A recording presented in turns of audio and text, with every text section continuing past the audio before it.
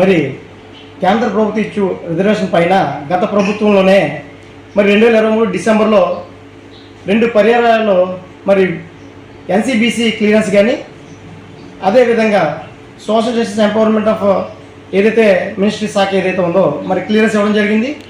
మరి మనం చూసినట్టయితే గత నెలలో పార్లమెంట్లో లక్ష్మణ్ గారు బీజేపీ ఎంపీ మరి లక్ష్మణ్ గారు కూడా దీన్ని ప్రస్తావించడం జరిగింది. రాష్ట్ర ప్రభుత్వం చేయవలసిన పని గత ప్రభుత్వంలోనే జరిగి ఉన్న పరిస్థితులు మనం చూసి ఉన్నాం.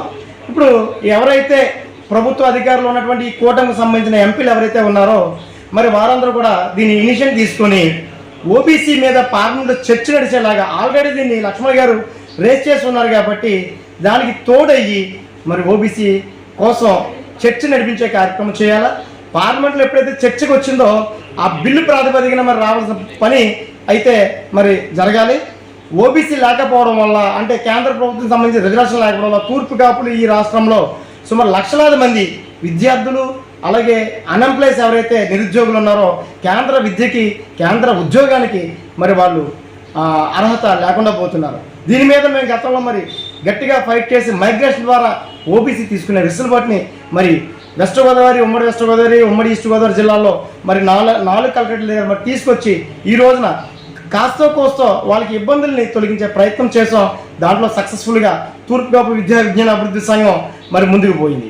ఈ ఏదైతే కార్యక్రమం ఉందో ప్రభుత్వాలు మారుతున్నప్పుడు ఉన్నటువంటి ఇబ్బందుల్ని తొలగించుకొని మేము ఏనాటిగా నాడు మార్చుకుంటూ మా యొక్క కార్యక్రమాలు కూడా మార్చుకుంటూ ప్రభుత్వాలకి వ్యతిరేకంగా కానీ అనుకూలంగా కానీ కాకుండా మా ఏదైతే హక్కుల కోసం పోరాటం చేస్తున్నామో దానికి విధిగా పోరాటాలు చేయాలనే ఆలోచనతో గ్రామ స్థాయి నుంచి కూడా పోరాటం చేస్తున్నాం. అలాగే ఏదైతే జనగణన చేయాలని చెప్పి రాష్ట్ర ప్రభుత్వం గత 2022లోనే తెలిసి ఉంది. మరి అప్పుడు వివిధ కారణాల వల్ల ఆగిపోవడం మరి ఈ గవర్నమెంట్లో కూడా మరి జనగణన జరుగుతుంది. జనగణనతో పాటు కులగణన చేయమని ఇటు కుల సంఘాలు అయితేనేమి బీసీ సంఘాలు అయితేనేమి పెద్ద ఎత్తున పోరాటాలు చేస్తూ ఉన్నాయి. ఖచ్చితంగా కులగణన జరిగితేనే కులాలు ఉన్నటువంటి రిజర్వేషన్లు బయటకు వస్తాయని తద్వారా రేపు జరగబోయే ఎలక్షన్స్కి అందరూ కూడా రిజర్వేషన్ ప్రాతిపదికన వాళ్ళకి కూడా చక్కటి అవకాశాలు వస్తాయని కోరుకుంటున్నాం. జై తూర్పు.